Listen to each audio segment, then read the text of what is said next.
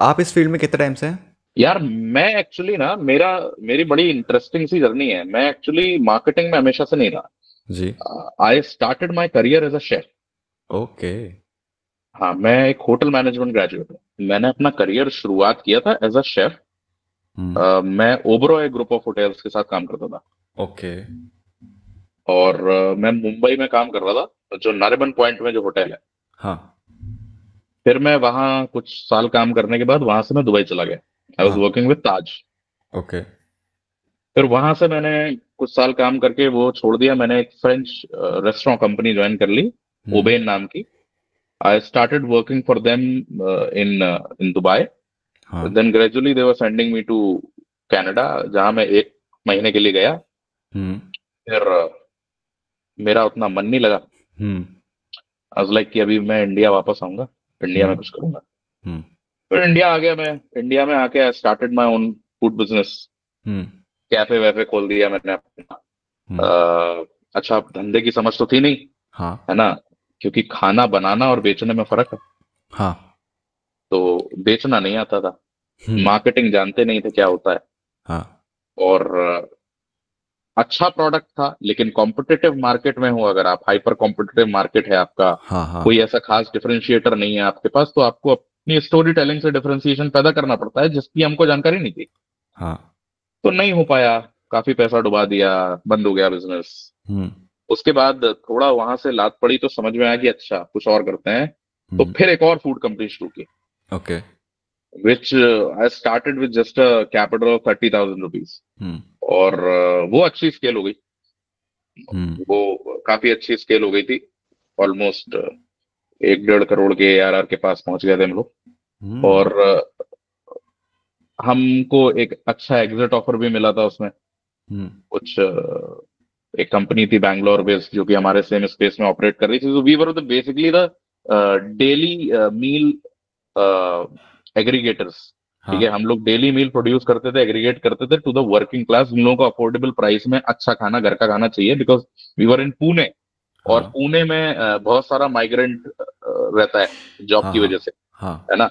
तो वहां पे इसका बहुत प्रॉब्लम था। तो जो ट्रेडिशनल हमने देखा मार्केट में जो गैप है, वो है हाँ। कि या तो आदमी जोमेटो स्विगी से ऑर्डर कर रहा है, या फिर ये डब्बे वाले जो है इनसे ऑर्डर कर रहा है। हाँ। डब्बे वाले बहुत ज्यादा खराब है उनका खाना, हाँ। क्वालिटी, कोई स्टैंडर्डाइजेशन नहीं है, कोई हाइजीन नहीं है, कुछ नहीं है। हम्म। और जो स्विगी जोमेटो है वो अनअफोर्डेबल हो जाता है लोगों के हाँ, लिए। बहुत कितना महंगा हो रोज जाता है। से खाओगे? हाँ। अनहेल्दी भी है, अनअफोर्डेबल भी है। हम्म। तो हमने कहा कि हम कुछ करते हैं बीच में, हम्म। हम कुछ अफोर्डेबिलिटी के अंदर कुछ अच्छा सोल्यूशन लेके आएंगे, सो दैट वी। हम्म। तो वो फिर हमको अच्छा एग्जिट वगैरह मिलने वाला था उसमें, कुछ 5-5.5 करोड़ का। तो हम्म। हमने वो छोड़ दिया एरोगेंस में। हम्म। हमने नहीं नहीं, हम तो बनाएंगे इसको आगे। ओके। तो उसके कुछ महीनों के बाद कोविड आ गया।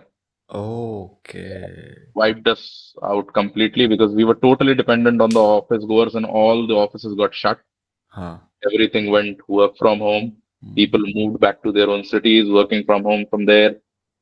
And we were out from the business. हम्म। तो वो ऑलमोस्ट 1-1.5 साल वो चीज चली। तो फिर we had to eventually quit. Hmm. लेकिन तब तक ये था कि मार्केटिंग की ठीक ठाक समझ हो गई थी। हम्म। फिर सोचा कि यार ये जो खाने का बिजनेस है, F&B जी। इंडस्ट्री, ये इंडस्ट्री मुझे पसंद बहुत है, क्योंकि मैंने जो सीखा है, मेजरली लाइफ का बहुत बड़ा हिस्सा वो इस इंडस्ट्री से आता है, वर्क एथिक्स के मामले में। हम्म। अ, लेकिन ये बहुत ज्यादा ऑपरेशनल हैवी, कैपिटल इंटेंसिव, मगजमारी वाला इंडस्ट्री है। हाँ। ठीक है। तो फिर मैंने कहा कि कुछ डिजिटल करेंगे। हम्म।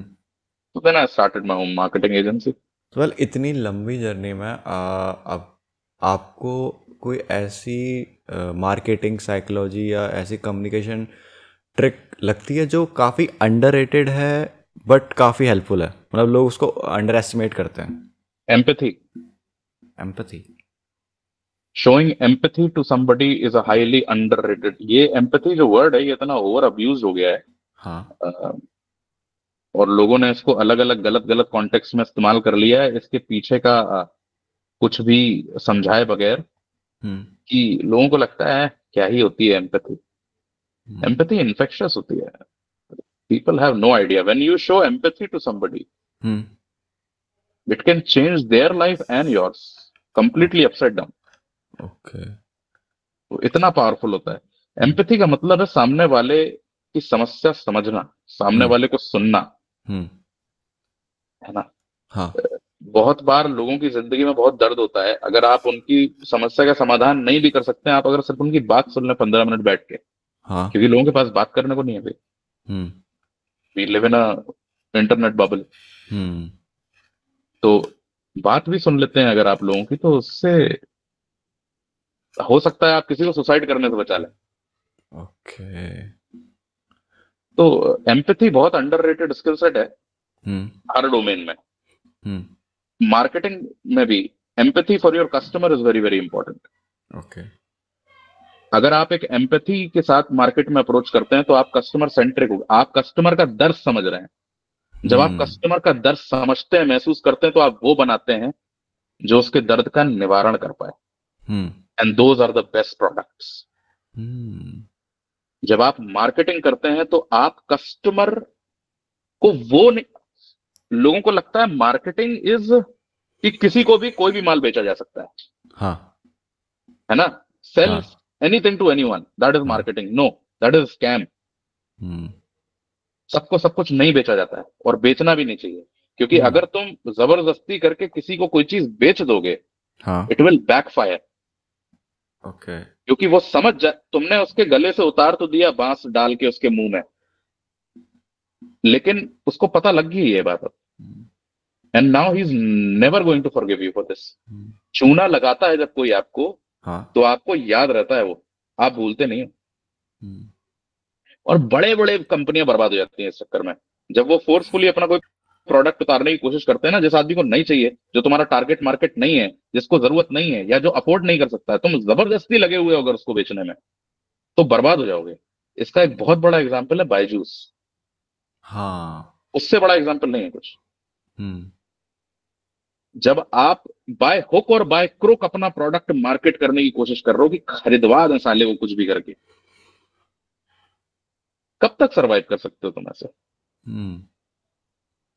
लोग ना, अगर कोई उनको प्रोडक्ट अच्छा लगता है, हाँ। उसके बारे में वो भले 4 लोगों से बात नहीं करेंगे, हम्म। लेकिन अगर उनका कहीं एक्सपीरियंस खराब है ना, तो वो 40 लोगों को बताएंगे कि उस दुकान में नहीं जाना, वो साला बनिया चोर है। हम्म। हम्म। करेक्ट। क्योंकि ये this is now basic fundamental human psychology that people, हाँ। as minimum as 2 people in a group, 80% of their conversation is gossip, hmm. negative, bitching about somebody else. Okay. जब तुम अपने 3 दोस्तों से मिलोगे, तो तुम किसी चौथे की बुराई करोगे 80% टाइम। हम्म। किसी ना किसी चीज के बारे में आप बिच ही कर रहे होते हैं। और इसमें कोई हाई मॉरल ग्राउंड लेने की जरूरत नहीं है, ये सबके साथ है, हाँ। सब करते हैं, हम्म। यूनिवर्सल है। हाँ। Thanks for watching this clip. और अगर आपको ये क्लिप पसंद आई है तो ये पॉडकास्ट ज़रूर पसंद आएगा, जो कि यहाँ पर है, क्योंकि ये क्लिप इसी पॉडकास्ट का एक पार्ट है और वो पॉडकास्ट काफ़ी इंटरेस्टिंग है। सो गो चेक इट आउट। और लास्ट में ये बोलूँगा कि थैंक्स फॉर वॉचिंग।